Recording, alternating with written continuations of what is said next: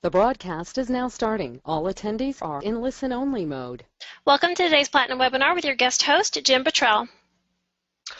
Hey everybody, it's Jim Buttrell out here from sunny San Diego, where it's always 72 degrees. Happy to have everybody with me. I know this might be a surprise to you that I'm doing this, but Todd asked me to do this and talk about some of the things that we've been working on for this webinar, and of course I agreed to do it. I figure you can always learn things by teaching others, so I'm very happy to do it. So you all saw the email that Todd sent you, where he said that I'm going to talk about 3 things that helped us grow from just over, actually it was just over 200,000 to a little over $1 million GCI in just 24 months of being in the program. I took some time to think about that, and I'm like, well, what 3 things have helped us make this leap? You know, you've been around long enough, you know it's not 3 things, it's 300 things, maybe 3,000 things. You know, so how do I narrow it down to just 3? Well, that was the dilemma. So what I'm not going to do today is tell you how to advertise a certain advertorial or talk about recruiting or give a bunch of specifics. You know, while I'll do that in some cases, I'm going to spend most of my time talking here about concepts, you know, conceptual things. So I know that there's a lot of people on this webinar that don't know me. So I'll take just a minute. I'll talk about my history real quick, and trust me, it's going to make sense when we get into what we're going to talk about. As those of you that do know me, you know I was in the military for a long time. I was a Marine, so you can see down here the Globe and Anchor. This is all part of my brand, by the way. It always has our pictures. It's always against a red background with with gold writing, so scarlet and gold Marine Corps colors. Trying to identify with my most likely customers. We have our USB, we have our contact information, so that's on everything. I spent about 10 years in the Marine Corps. I ascended to the rank of Major, company commander a couple times, combat vet. Most of my agents are Marines. My entire staff has all been sourced out of Wounded Warrior Battalion. So we have a bunch of Marines working inside the office. There are some civilians there. We do love to have them, and they, you know, the system just doesn't function without them. So we're happy to have them. My experience with the Proctor program. Well, I started in January of 2013 when my wife drugged me kicking and screaming because I didn't think I needed it, and you know, I walked in, I listened to what they had to say, and I was really, really impressed. In fact, I took 27 pages of notes in my first super conference, LA Live, back in January 2013. We doubled our 2013 revenue, doubled our 2012 revenue, our 2014 revenue doubled our 2013 revenue, and we've already met our 2014 revenue so far in 2015, so we're looking at putting another double on it. So that's where we were and where we are. So some of the things that I'm going to talk about, I'm talking about leveraging of personnel and agents. Again, this is going to be conceptual. So what I will tell you is that you're going to find it extremely difficult to progress rapidly in this program, or really whether you're in the program or not. You're going to find it difficult to progress rapidly without some help. You're going to learn that you cannot afford to not have an assistant. You're going to have an assistant. If you want to really start doing things well, you're going to have some help. If you've ever heard of Michael Gerber's book, The E-Myth, I would read that. If you haven't heard of it, just go to Amazon. You can buy it for just a couple bucks, and interestingly enough, read chapter 11 first, which is only 2 pages, which basically gives you an outline of how everything's going to work. Then chapter 9 gives you a functional standing of what chapter 11 talked about, and then go back to chapter 1 and just read the whole book. I found it kind of confusing the way he put that book together. So again, chapter 11, then chapter 9, and then read the whole book. Because if you start off reading about Pauline or pies, it's not going to make a lot of sense. Then you might find yourself wanting to put it down after 15, 20 pages. But I guarantee you, if you've read chapter 11, then chapter 9, you should be riveted to that book. My book is, I've read that thing 5, 7 times now. It's all dog-eared, tabbed, highlighted. It's starting to fall apart. Read it over and over again. So going back to having a little bit of help, it is critical. You know, those of you that ever read the Millionaire Agent Guidebook, you'll read about Todd's story and how he started with a pizza delivery business, was living in his father-in-law's basement, and then he said he could go into real estate. You know, I don't know if it's actually written in the book, but Todd hired an assistant before he ever sold a house. He has 0 income, starting a new job, hired an assistant. He was getting cash advances on his credit card to pay the person. So it's truly remarkable, but he understood the ability to leverage people and make things work so you can make an exponential growth. So you're going to want to hire some people to help you out. Otherwise, you'll be in the incremental gain system versus the quantum leap system. And we know that we're here to make quantum leaps, not incremental gains. So once you have some people, how do you get them to do what you need to do? Understand it's not going to be perfect, nor will be exactly the way you would do it when somebody else does something. But you have to really understand how to make them do things for you because they want to do them, not because you're making them do it. I was fortunate enough to have spent 10 years in the Marine Corps where they spend an awful lot of time in teaching you how to lead people. And there's a lot of schooling that goes on there, a lot of examples, and they just kind of beat it into you. You're going to do these things a certain way, and if you're good at it, people will start to want to do things for you because they want to. Now, I could have very easily said, you're going to do this now. Very, very easy, very well within my rank and my opportunity that I had with them. But I didn't do it that way. I'd always find a way to make them want to do it for me. So I'm going to talk to you about that a little bit. I'm going to show you a few things real quick here. Now, let me see if I can pull this up. We've had some technical issues here today in the Betrell household. First of all, I'm sick, so I'm working from home, which makes things especially fun. Hey, Andrea, are you there? Yes, I am. How do I make this thing on the side disappear? I could hit that little Hit red arrow. Yeah, but it's not working. Yeah. All right. Well, this is going to be a problem. Hit Okay. Try at the top of it. There might be a little line with a box. You might be able to minimize it. Yeah, it's The not letting very me do top is not letting you do that. that. No. Okay. Well, we'll figure it out. Okay. So what I'm going to do real quick here is, as I go through everything, there's leadership principles, and I'm always going to refer back to the Marine Corps training a little bit. So we'll go through these pretty quick, and you'll find out, even though they're Marine Corps stuff, that you will, oh, there we go, I got rid of it, that they're going to apply in business just as well. Be technically and tactically proficient, know yourself and seek improvement. Now, this is actually a very important one. You need to know what you're good at, and you need to know what you're not any good at. And that one is a very, very important one. Number 3, know your Marines, look out for their welfare. So something that, a perfect example is right now inside my office, we have an agent whose mother is critically ill. So I've told her, look, go take care of your family. That's what you need to do. If you need any help on any of your transactions going on right now, we will help you. Right? Just let us know what's going on. We'll take the whole thing over for you. That's fine. And I'm not going to make any adjustments to your commission. We will all help you, and nobody wants a dime for it. So that's taking care of your people and looking out for their welfare. Keeping your people informed. Now, that's a pretty big one. How they understand how they fit into the bigger picture is critical. We used to call it the commander's final result desired. The reason we have that in the Marine Corps is there's always the potential that you as the commander is going to go down. If your people know what your final result desired was, they can still carry out the mission in your absence. Same thing applies in what we do. Setting the example is obvious. Ensure the task is understood, supervised, and accomplished. Train your people as a team. You should be having office meetings every single week and going over exactly what you're supposed to be doing, what everybody else is doing, how it all fits in the big picture. Make sound and timely decisions. Now, actually, I'm gonna go out of this real quick, and I want to show you something very interesting on number 8 here. Make sound and timely decisions. You've all heard of Colin Powell. He had this rule called the 40-70 rule, and this is on the internet. You guys can go ahead and Google Colin Powell's 40-70 rule and read all about it. But he talks about in the second paragraph here, the rule of thumb about making decisions is that every time you face just a tough decision, you should have no less than 40% of the information and no more than 70% of the information to make your decision. If you make a decision with less than 40% of the information you need, you're shooting from the hip. You'll make many mistakes. Now, the second part right here, I'll just read this paragraph. Second part of the decision-making rule is what surprises many leaders.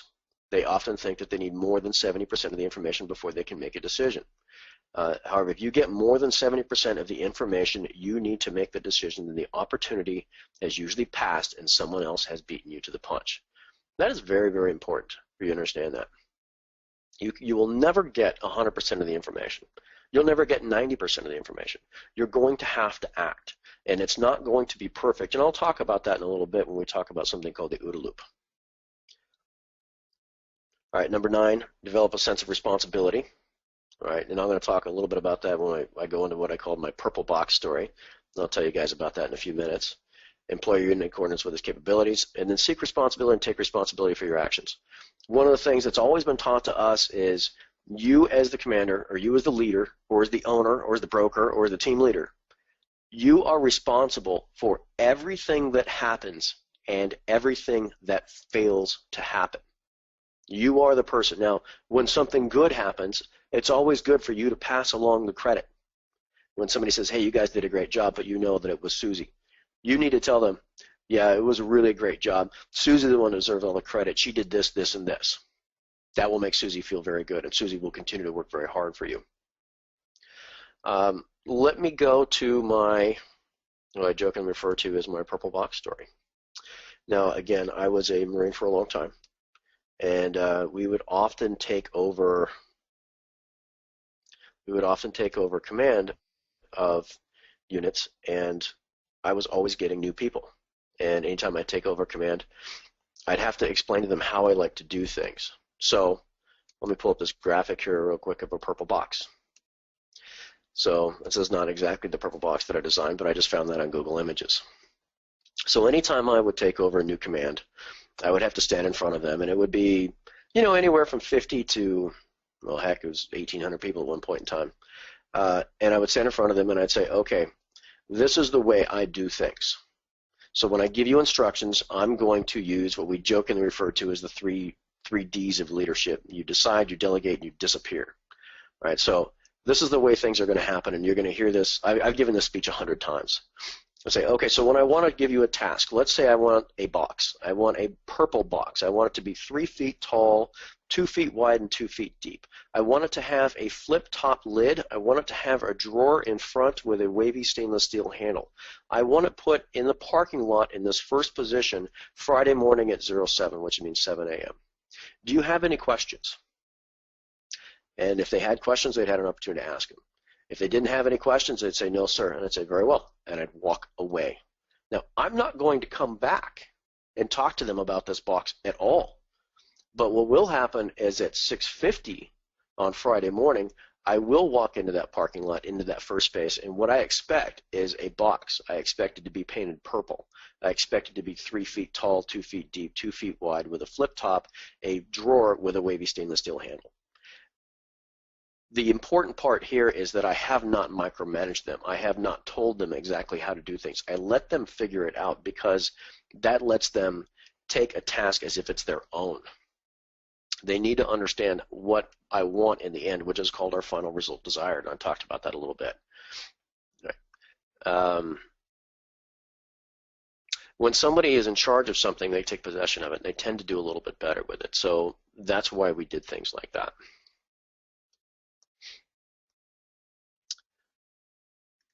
All right, so the opposite of that is what we might call a micromanager, right? So let's have some fun for a second. You guys can go to Google Images. I pulled this up here real quick. Micromanagers are quite funny, by the way. This is a good one. Are you coming into the office tomorrow, or will you be micromanaging from home? This is what happens with micromanagers. Right? You hire professional staff, you micromanage them until they walk out the door. People that are micromanaged, have you ever worked for one? So you know what it's kind of like. All right, people that work for micromanagers will learn to be lazy. Oh, let me take a step back. The reason I'm going to talk about this real quick is oftentimes I get people asking me at the conferences, they come up and they ask me, how do you task organize? How do you have people do certain things? And I'll talk to them about, I might give them the purple box story. I might tell them how I take a task and hand it to them and walk away. And oftentimes, more often than not, I have people say, oh, I just can't seem to let go. You know, I've got to be a part of it. It's got to be perfect. Well, then you're a micromanager. And what's going to happen when you micromanage people is that they will learn to be lazy. And not because they want to be, just because you've trained them to be lazy. They won't try anything. they're going to work just hard enough to not get fired. And if any of you have ever seen that movie Office Space, you know what I'm talking about. You're going to work just hard enough to not get fired. So they're going to learn to wait for you to tell them exactly how you want something done. And when that plan hits the first little bump, and of course there's always going to be one, they're simply going to stop. They're going to look busy until you come and correct them and tell them exactly how you want it done. And when you get to that point, you might as well just do it yourself. Right? So if that happens too much, they will quit. And then that goes back to my purple box and the 3 Ds of leadership. You decide, you delegate, and you disappear. You'll notice that what I talked about, I always disappeared. I will make the people figure out the answers themselves. Is it always perfect? Heck no. In fact, it's often quite different. But we give them the responsibility, something to be proud of, which goes back to the Marine Corps Leadership Principle number 9, which was developing a sense of responsibility in your subordinates or your employees or your affiliates or agents. You have to do that. If they have responsibility, they're going to be happy. It's human nature that when you're proud of something, it's your baby, you work harder on it, right? Well, you need to create that sense of empowerment within your ranks. All right, recognition. All right, you've got to do it. It doesn't have to be a big thing. In fact, I'm going to show you some little comical things that we do that are pretty funny. You're going to praise in public, and you're going to criticize in public. All right, both of them happen in my company. There are things where people screw it up. When somebody screws up, and I didn't notice I didn't say if, when somebody screws up, we have a very direct conversation about it immediately. We'll call into my office, nobody else around. We're going to talk about it. No punches are pulled. It is strictly the facts. We're going to go through it. You can never let the issue fester. It's only going to get worse. The second half of criticizing or punishing is when that conversation is over. So once you're done, criticizing them or going over something that's wrong, they must understand that when that conversation is over, the whole issue is over. If they are, you guys have all seen the images of a beat puppy. They're afraid of you all the time. If that's happening, well, then you haven't let them know that it's over. And in fact, anytime I have somebody that's new that has that conversation, I end the conversation with, okay, so now we've just gone through something that's pretty uncomfortable, right? I want you to know that it's over, right? I'm done with the topic. I don't hold any resentment toward you. These things happen. I put you in positions where you have to make decisions, you have to create things, you have to do certain things. And I understand that sometimes those things aren't going to work out very well. That's why we had this conversation. I'm glad that you were pushing. I'm glad that you were trying. I would rather pull the reins on somebody than to have to push them. So I want you to understand that this conversation is over. Just don't let that happen again, okay? You good? All right. And that's it. Because if you let that person walk away, thinking that you're still mad at them, they'll be like a beat puppy, or a term that we use is cocoon, and you're going to use them as a useful employee. As far as praising, it must be in public every chance you get. The beginning of each of my office meetings start with congratulations are in order for, and then I go through the new listings. Each agent that got a new listing, I'm going to say for Paul for this one and Jonathan for this one. We go through the BBAs, the buyer broker agreements. We go through every single one of them. Tim got this one, and Paul got this one, and Tom got this one. We go through the list of new escrows, who opened up escrows, and then who closed escrows. That is how we start every single meeting. And the people inside the room, they really kind of get excited when their name is announced, especially when it's announced several times in one meeting. So they've done very well, and everybody else gets to see that they've done really well. Now, praise can come in many forms, and it certainly doesn't have to be a big deal. So this stuff is going to get a little bit comical here in a minute. I do silly stuff like send them text messages with pictures on them. And it'll have a little message at the bottom, good job opening escrow on such and such. So let me show you some of these things that are quite funny. I'll send them something like this. It's a little picture of the baby that says, you rock, or, there's a bunch of these. Oops. Let me see if I can find a funny one for you and I'll let it go.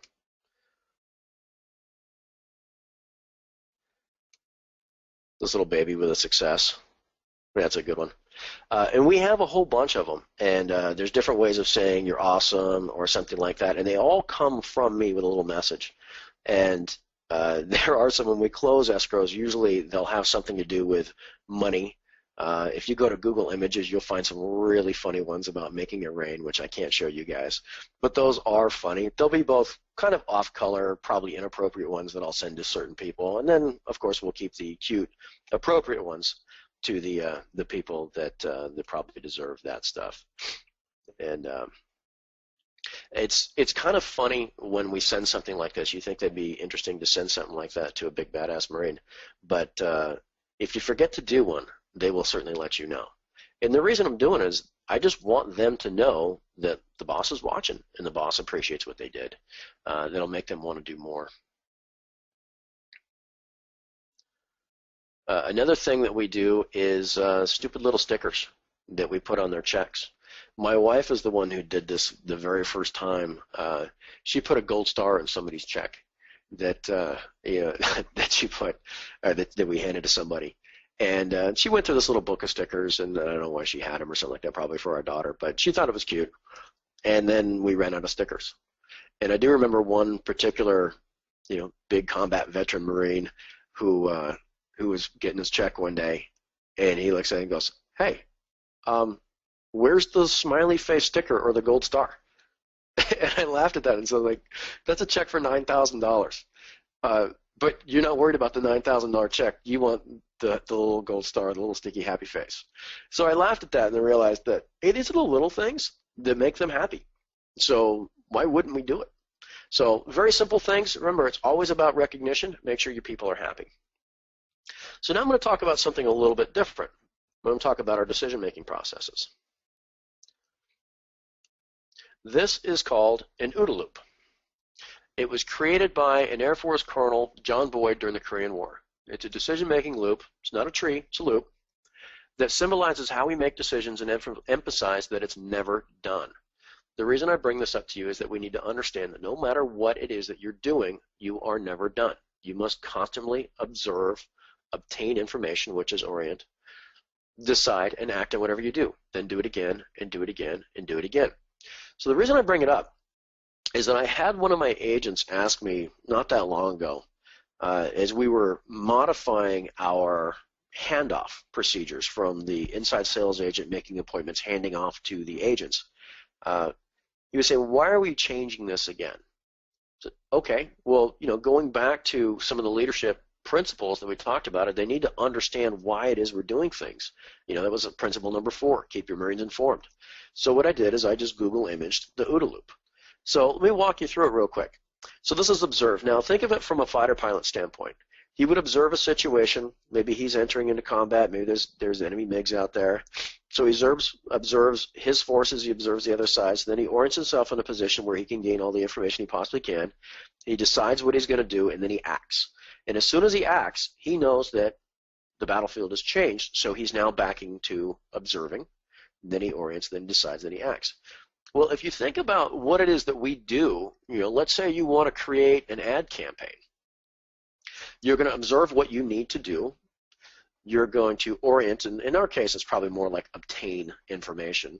But we're going to say, hey, I want to create this ad campaign for expires or something like that. So we're going to see that, and then we're going to obtain information. So it's usually on the Proctor site, so we're going to pull up everything we possibly can. And then we're going to decide how we do it.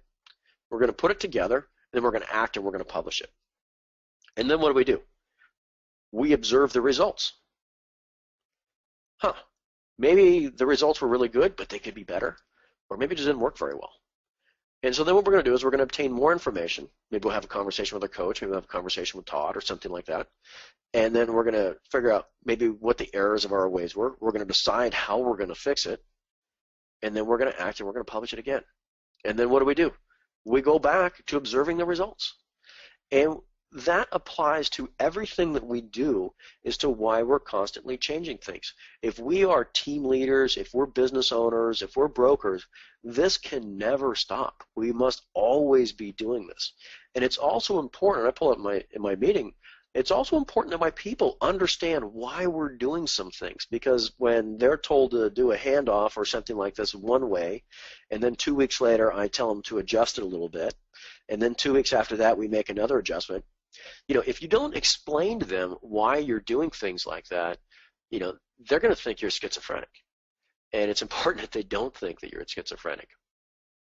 So if they understand the OODA loop, you'll find they become very helpful in the adjustments that need to be made. Now they understand the process and how they fit into it. Them understanding where they fit into the greater scheme will drastically improve their performance. Okay, so that's about 25 minutes of leadership, decision making, stuff like that. So let me just kind of digress back into real estate.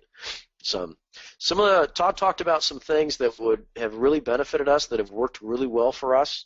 So there's a few more than 3 things, and I'll go back to the presentation that I did in Anaheim and show you a couple things. We ran into an issue where we had entirely too many things going on. We made these lists of tasks and how we were going to do it, and there was just no way that I could get it all figured out. Actually, Warren just sent it to me. Called The Time of Your Life. It's on the Proctor site. And I didn't actually have this.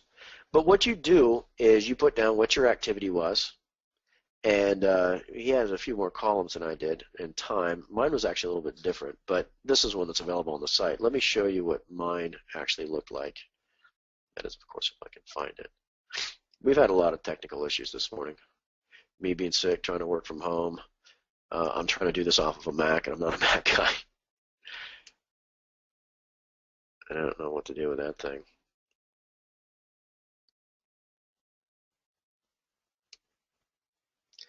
Well, actually, maybe we're not going to get it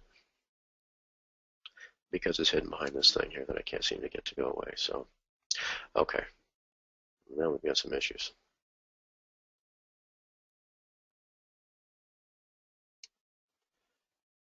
I can pull it up this way. So sorry for the delay here.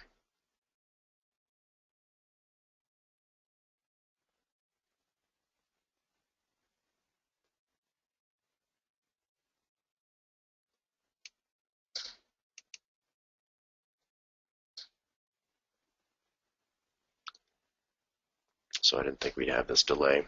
I apologize for this. Jim, you might also be able to move that control panel to the other side of your screen, and that way you can get to the stuff that's behind it. Look at that. You're right. I didn't think about that. Glad you're here, Andrea. I appreciate that. You are a stud. I'll get one of those little things. I'll text it over to you. Thank you. Okay. Okay, so this is what I did. Is I was finding myself with this huge list of things to do, and I couldn't figure out what I would do, what was important.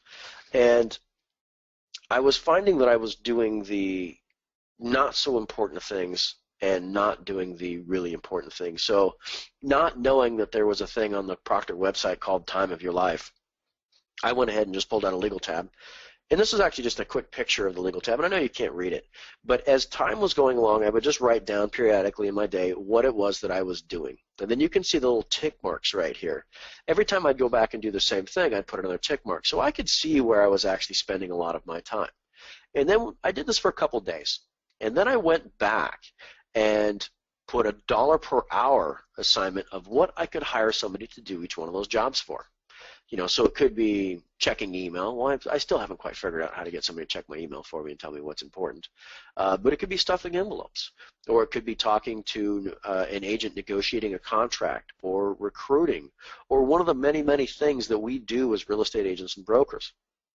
And what I found is that I was spending a lot of time doing the $8, $9, $10, $11, $12 per hour jobs that was not allowing me to do the very, very important jobs. And, the $400 per hour job. So it is as silly as it sounds, I was doing a $10 an hour job and preventing myself from doing the $400 per hour job. So I stopped doing that.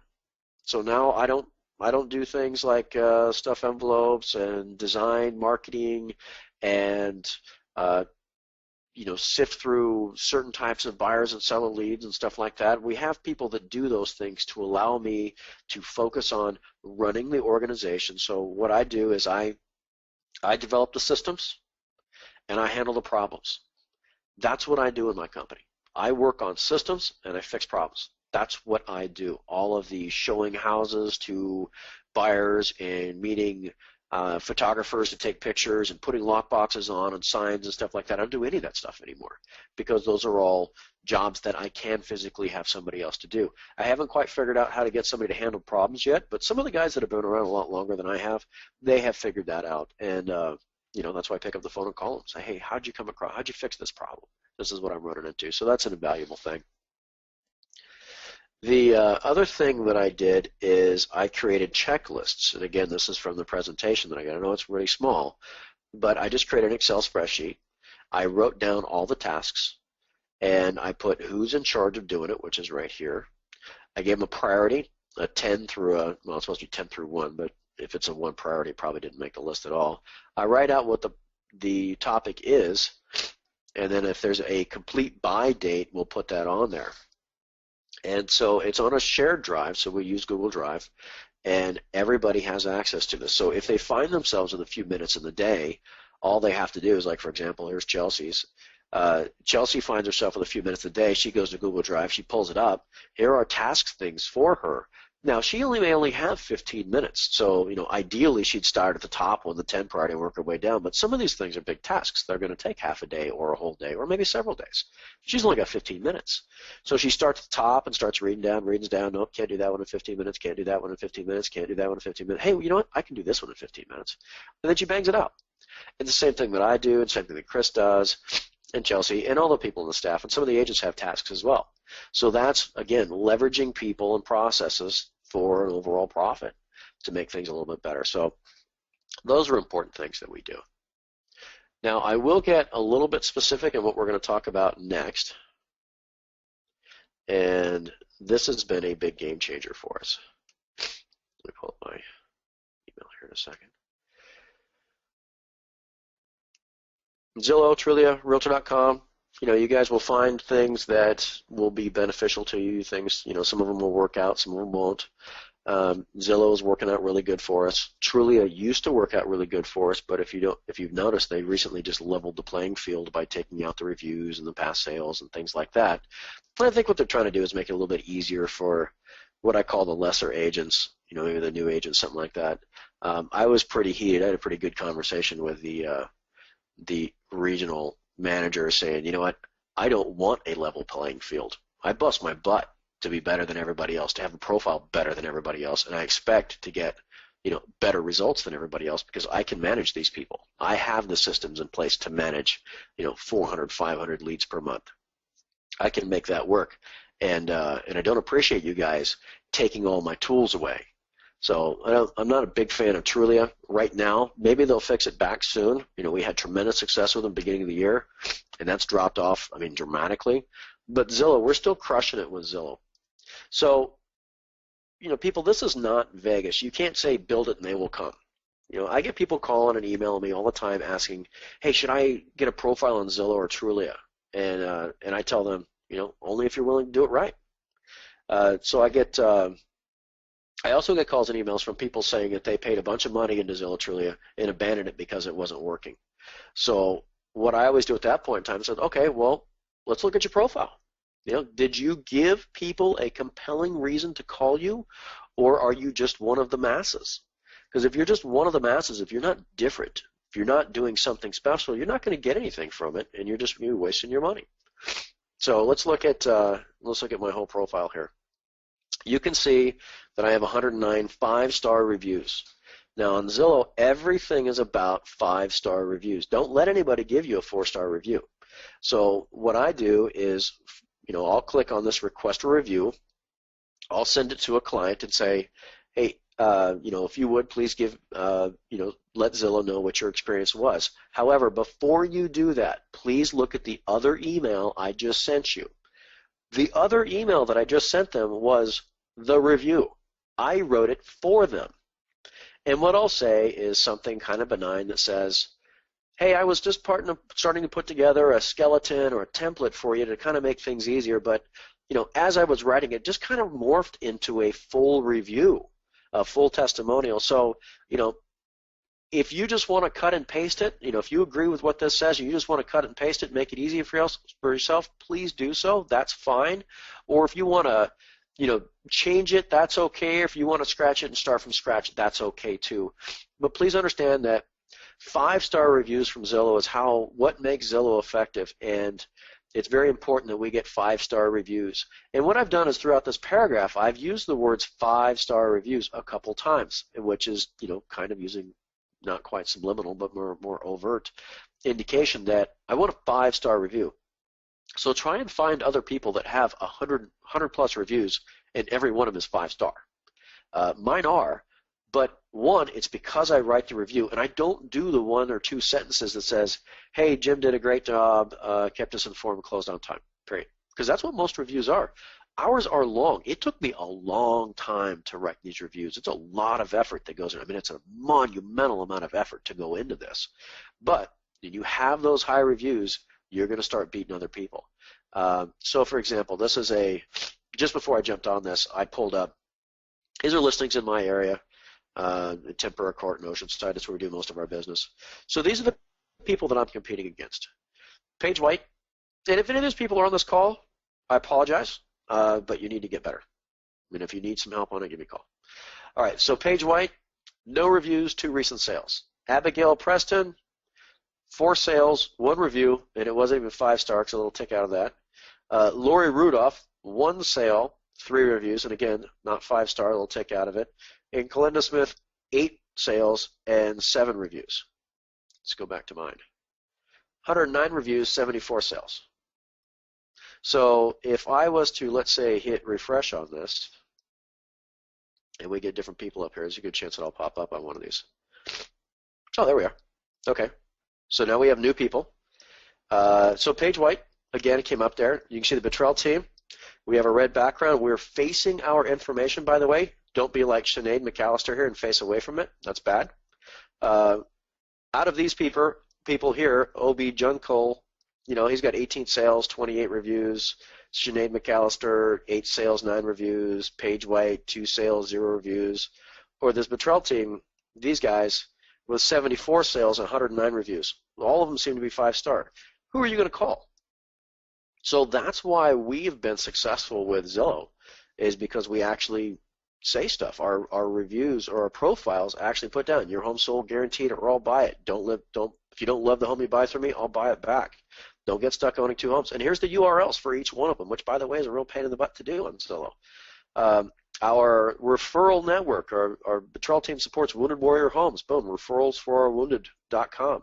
So these are all benefit-rich USPs. A little bit of information about us and our magazine that we're in. Why to hire us to sell your home? It's all written out here. Why hire us to help you find a home? It's all written out. Right, so it's not like we have these other people. Let's just click on, let's say O.B. Junko. He's got some here. I don't know who this guy is, but let's look at his review. 2013, okay. Apparently he didn't get it in 2014 because he didn't update his profile. So anyway, 5-star service award. I work for buyers and sellers, listen to gain information, blah, blah, blah, blah, blah. Oh, I'm a local guy. I graduated from Carlsbad High School, a BS in management, right? Does that help him sell houses? Look at this. Your home gold sold guaranteed or I'll buy it. If you don't love the home you buy through me, I'll buy it back. Don't get stuck owning 2 homes. Buy one of my listings, I'll buy yours. Wounded Warrior Homes. Why hire us to sell your home? Why help us fire a home? All right, and then I've got to go compete against this guy. I'm a local guy. I graduated from Carlsbad High School. That's wonderful. How does that help you, or how does that help you find me a house? How does that guarantee the sale of my house? How does that make you better than the other guy? So it doesn't. So when you do your Zillow stuff, you've got to make sure that you get it done correctly. It is not Vegas. It's not build it and they will come. All right, so lastly, so hopefully I've beat that to death now. Lastly, the biggest game changer for us has been the change of our USPs. And there's one in here that's pretty funny. Sorry about the sniffling of the nose, because I've been, that's why I'm not working with my office right now, because I don't want to get everybody sick. Here we go. Free pizza with purchase of house. That is our new USP. Actually, actually. I'm just kidding. That was on Facebook, and I thought it was pretty hilarious. So I would probably not suggest you use that one. Now, our guarantees, of course, the guaranteed sale program. Your home sold guaranteed, or I'll buy it back. So what we used to be running was a guarantee of, let me see if I can find it here real quick. There we go. Let's just show our old business card. All right, so we used to be using this, your home sold at 100% of asking price, or I'll make up the difference. That was actually not even our first one. Our first USP when we first joined the program was, your home sold in 60 days, or I'll give you $1,000. Well, that didn't work. It just wasn't compelling enough as our market. Our average price point is the 400,000s. Do you think those sellers care about $1,000? When you're selling a $400,000 home, do you think they care about $1,000? In fact, that USP probably repelled likely sellers because it just wasn't any good. It wasn't big enough. So we finally made the jump, and I learned that there's stipulations and stuff like this. Of course, there's a little asterisk right here. One of the big ones is, hey, you and I got to agree on the price. But we went with this, and it got us to almost $1 million in 2014. We didn't quite make it in calendar year 2014. We could have done better. There were a lot of errors, as we did our OODA loop. We constantly looked at everything we were doing. We were constantly fixing things. I can say that every single month, my company is exponentially better than it was last month. We bring in new systems, new ways of doing things every single month. What got me to change was when I went to Todd Walter's office and did TW for a day. And we spent about a day and a half, and went through my entire company, went through every level of it. And this is all part of Titanium package, by the way. So I went, and Todd said, okay, Jim, it's clear that you have, on an annual basis, you have $1 million business. There's no denying that now. But a guy like you is not going to be happy with a GCI for your company of $1 million. That's not going to happen. In fact, you're probably not going to be happy until you have your company nets $1 million. And even then, you're probably not going to be happy with that either, which he's absolutely right. So he said, you have to get rid of this USP. Got to go away. You must go to your home sold guaranteed, or I'll buy it USP, which has a whole bunch of stipulations in it, by the way. I'd encourage you to not be quite afraid of it and look at it. I was definitely afraid of it. The first listing appointment that I went to, I was calling a bunch of people that I knew as I'm driving the appointment, going, "Oh my God, tell me the details. I know I already have the paperwork, but what if they ask this? What if they ask that? What do I say?" And honestly, I was kind of sweating bullets, and I got through it, and then I realized the advantages of it, and we went with that. And interestingly enough, Todd was kind of right on that one. He hasn't been wrong many times that I can think of. So, obviously we took the leap and we started running it. So we began running it on January 1 of this year. And interestingly enough, we saw results within hours. Not months, not weeks, not days, literally hours. We got our first call. And in fact, it was a Zillow call because we uploaded our new profile with the, your home sold guaranteed, or I'll buy it. And we got a call on that. Well, we call it a Zillow USP call. Or it's really a USP call or whatever it is, but I identify where all of our leads come from, so I don't just say it's a Zillow lead. Was it a Zillow inquiry lead on one of our listings, meaning I shouldn't have had to pay for that? Was it a Zillow lead on somebody inquiring on somebody else's listing, which means I had to pay for that? Or is it somebody calling on my USP? So we actually have 3 different categories of Zillow leads, and we do the same thing with Trulia, Realtor.com, and all of the other medias that we advertise in. So we got our first call literally within hours, and I said, "Holy crap, this really works. What other ideas does Todd have?" Jokingly. So let's see here. So we pushed the guaranteed sale. We moved it to buy this home, I'll buy yours. Now that is interesting enough. That's the same guarantee. Let's see if I can find it here real quick. Yeah, buy this home, I'll buy yours. Don't get stuck with 2 homes. All this is the guaranteed sale program leveraged into getting listings. That's all it is. We put a big sign right on top of our big rider right up on top of our signs. It says, "Buy this home, I'll buy yours." That's the whole sign. That's all it says. And it sticks on top of our post. And we get calls on that. And people want to know, well, how does that work? I have a house to sell. Well, great. Let's talk about it. How does it work? It works great. When can I come by and take a look at your house? That's how we go with that. The other thing that we do with it is we have leveraged this now. Love Your Home Guaranteed. I'll buy it back. So I didn't have all my agents doing that at first, and they're just now, actually today, they learned that they're all rolling into this. They were using a Love Your Home Guaranteed or we'll resell it for free. Well, that's kind of a guaranteed loser the more I think about it. So I said, we'll do the guaranteed buyback. All that is a guaranteed sale with a stipulation that they buy another house through us. All right, so that eliminates job transfers, divorces, financial hardships. They're not selling the house because they didn't like it. They're selling the house because they have to. That doesn't count. But we'll still be happy to sell your house for it and put it on a guaranteed sale program. Now, if they want to use the buy it back thing, well, that's great.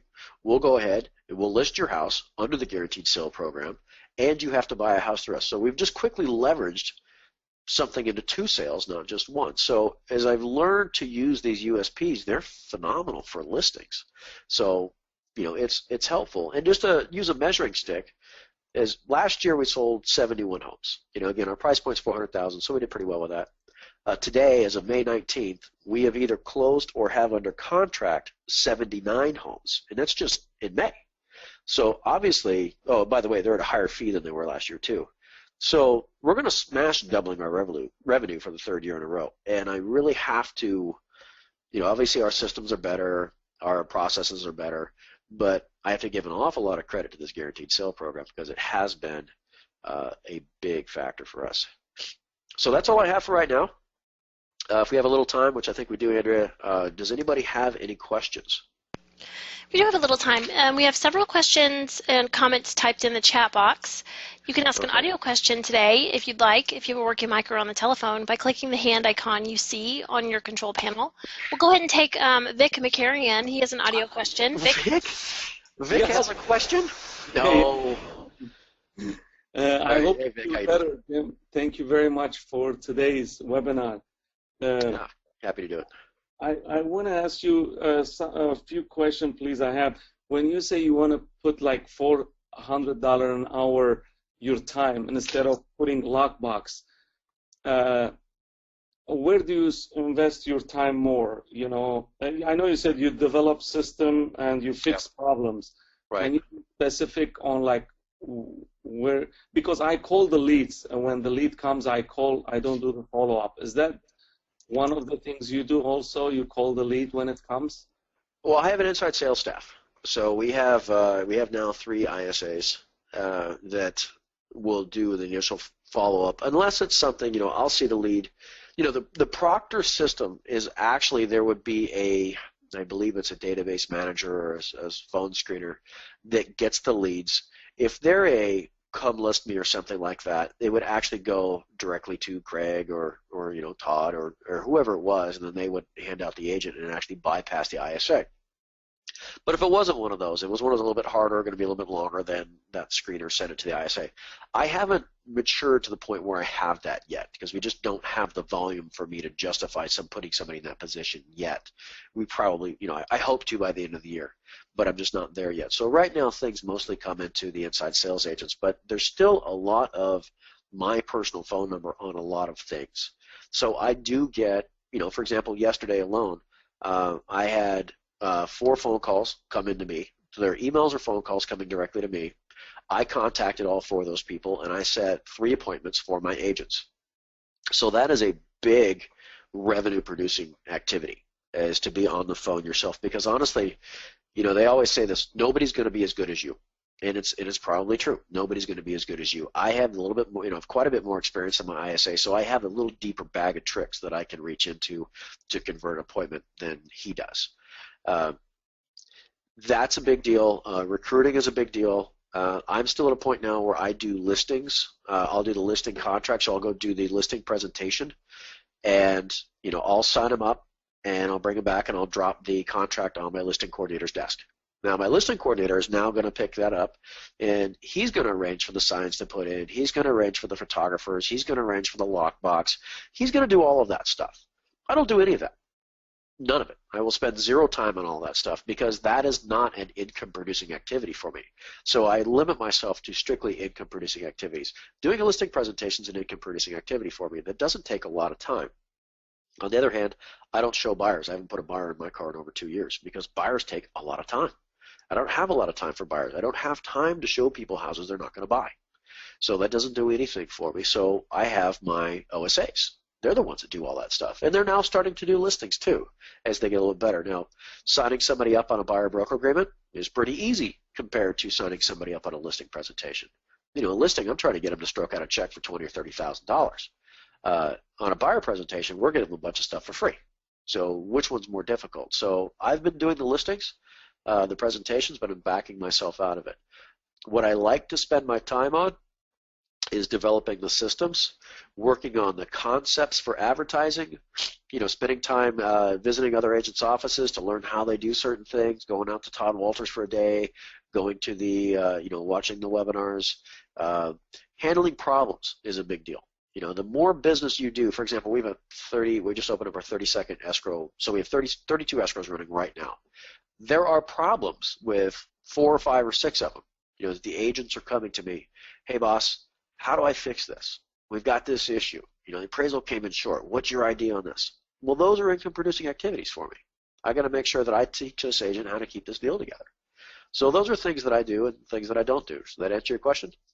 Yes. And regarding a lockbox, I know it's a technical thing. You give it somebody like an agent should open it. So we just open the lockbox and give it somebody just to install it, put the key. Because usually I'm putting the lockboxes. Yeah, stop doing that. That's not an income-producing activity for you. Could you hire somebody? You know, remember that yellow sheet I showed you guys earlier that I wrote down things that I did and what I could hire somebody to do it for? Yes. You know, minimum wage in California is, you know, I think $8 an hour. Would you have to pay somebody much more than $8 an hour to go put a lockbox on a house? No, I agree. No, you wouldn't, right? So why are you doing it? Are you an $8 an hour guy, Vic? No. Don't do it. $400, like yeah. you. So don't do it. You know, Todd, in the last couple presentations I've watched him, he's been talking about he's working on finding ways to not do things himself. So I've adopted that. I really try and find ways to where I am not doing this. What are the things that I can get somebody else to do? Well, then get them to do it. That makes sense. So, and regarding the ISAs, the second question, do you have it inside or it's like virtual, like you from Philippines or? No, I tried that. I know that, you know, Kristen Stampini and some other people have had success with it. Yeah. I tried it. It didn't work for me. It could have been the ISA. It could have been the lack of training. It could have been a whole bunch of things. It did not work for us at all. My ISAs are actually in the office right next to me. I can hear every word that goes on in that office. So the reason, and I will always keep it that way, and I actually learned that from Wally Kerr when I was out at his office, because he had his ISA roadie was actually inside his office. And when I say inside his office, no, not inside his building. I'm talking inside Wally's 12 by 14 room that was his office. He had his ISA right there. I don't know if that was out of necessity, but what I watched happen once is Rhodey, what's the guy's name, he got hung up on a call and had a problem. And when he got the phone, Wally looked at him and said, okay, so what happened there? And he was able to correct it. They role-played it out. He says, this is how you're going to handle this in the future, and boom, it was done. Now we don't have that problem anymore. If you have a virtual or somebody who is off-site, how do you have that conversation? How do you know when a conversation didn't go well? You know, yeah, we can record them, but do you have time to do that? You know, I work real time, and I get to listen to the guys next to me real time. And when a conversation doesn't go well, I'll get up and I'll go stand in the doorway of their office, and I'll wait for them to get off the phone, and then I'll say, okay, so how'd it go? What happened? And that way I can make the corrections. So that's the way I do my ISAs now. That's awesome. And do you have like seller ISA and buyer ISA, or No. Okay. No, same ISA. Same ISA. And do you have preferred time to call? Is it like between 3 to 8 p.m. or? Well, I have my main ISA who has worked for me for about 8-9 months now, from 11 to 7, Sunday through Thursday. because Friday sucks for a day to call. Saturday's actually a really good day to call, but he has his kids on that day, and that's a big deal. So I wasn't gonna get in the way of that. And he and I, we do kind of work the phones, tag team a little bit on Saturdays. But we just hired 2 part-time ISAs that are going to come in, and one is going to work the mornings before he shows up, and then one's going to work the evenings, and they each one takes a Saturday and one takes a Sunday. So now I've got 7-day coverage on my ISA. So there's 3 of them, and they get paid commissions. Now they are unlicensed, so I have to be very careful with that. So they do not have MLS access. I school them up one side, down the other. You will not talk about details of the houses. You will not talk about coordinating for showings. You will not talk about price. You will not talk about these things because that's all a big deal. You are to get them in the system, you set appointments, and that's what you do. So they understand that. And if I ever get audited or something like that, basically all I have to do is say they don't have MLS access, which they don't. So I've had 2 licensed inside agents over the time, and both of them saw what the OSAs were making and decided they wanted to go be OSAs. So that didn't work out very well for me. So I kind of just moved over to the unlicensed ones, and I'm pretty happy with that so far. That's great. Thank you very much for the information. Okay, you're welcome, Vic. Go sell big. Okay. Andrew, anybody else? Well, we have so many questions. I don't think we'll be able to get to them all today. We only have a few more minutes left, so I'll go quickly through some of our chat questions. Okay. Okay. Alan, he typed a question very early on, and it was about one of the first USP marketing you had, and he's asking why you don't have your name on those pieces. I don't have my name on these pieces? Oh, that's a good point. This is actually an older version. We actually have the logos here. As I mentioned before, if you guys can't hear my voice, I'm pretty sick today, so I'm working from home. So I'm working off of a Mac at home, off of old stuff. All of our new stuff is in our office on my main computers, on my PCs. I'm not a Mac guy, so I'm really struggling through this right now. But our stuff does have our name on it, always. So I appreciate you bringing that up. It should have your name on it. Okay, our next question comes from Griffin. If your average home sale price was $700,000 and higher, what USP would you recommend? You're going to have to split test it. There's a certain price point where people won't believe you. For example, Jay Macklin out in Arizona, he's in the luxury market, and he doesn't use the guaranteed sale USP. He uses the 100% of asking price guarantee because, according to him, and I don't know, according to him, that people didn't believe it. So my market, I have no luxury division in my company. $400,000 around here, either $350,000 to $450,000. That's more of an entry-level house. I like working in that market. I enjoy the people tremendously. They're always very thankful. They're always, receptive. They don't usually pretend to know better than us. They treat us well. That's the market I like to be in. And we used to run the 100% of asking price USP, and then when we switched over to the guaranteed sale, we saw an explosion of activity. So we know, we've split tested it. We know which works better for us. But he's going to have to try it. I mean, you're just going to have to split test it. And it's going to cost you some money to find out. Okay, go with one more question from Cassie. What do you suggest if you don't have current referrals or a very low amount? So she's talking about how to get business from scratch. I believe so. So that's going to be more of a Todd Walters question. That's something that I struggle with myself. I've never really been able to answer that very good. I built my house or my business back in the day, long before Craig Proctor. I did tons and tons of open houses. I was really good at it. I was the kind of person that could, stand in front of somebody and speak intelligently, and I did a ton of business. I made over $200,000 a year just off of open houses. But that's not part of the system. Unfortunately, I just really don't have the best answer for her on that one. I think she's going to talk to her coach. Cassie typed, just to clarify, she's saying Zillow. Well, Zillow's actually great, but you have to create the testimonials. So that's one of the things that's big. Now, they don't all necessarily have to be past clients. There are ways to kind of get around it a little bit, but you do want to get some testimonials in there, and that's a big thing because everything is ranked in testimonials on Zillow. That's everything. You can have, there's an agent in my area that does about double the amount of sales that I do, and he's got 22 testimonials, and he gets less business than I do because people actually read the testimonials. And they've got to be good testimonials. You've got to write them yourself. In fact, what's funny is I wanted a listing appointment on Saturday, and the wife kept sitting there saying, I don't believe your testimonials. I don't believe you. I said, well, this is the way it works with Zillow, is somebody has to create a profile, basically sign themselves up for all the spam. Then they have to type out, when did they sell their house or buy their house or rent their house or whatever it is I help them do, what their address is, and when I helped them. And then they have to write out what they want. And then there's a third party that actually comes in and verifies it. So it's quite a process to get testimonials up on Zillow. And so I explained that to her, and she goes, I still don't believe you. And I said, okay, do you want to talk to people? She goes, yeah. And I said, all right, well, how about, rather than give you people whose house I sold a year and a half ago, well, let's pull up my pending listings right now. So we pulled them up right in front of her, and I said, okay, this person is this, this is the house on Summer is this person, the house on Escalade is this person, the person on this street is this person. Here's their phone numbers, here's their email addresses, here's their addresses. Call them. And so she's been calling them. But, she's going to have to build out that Zillow profile. And that's, for new agents, it's a little bit harder, but it will help.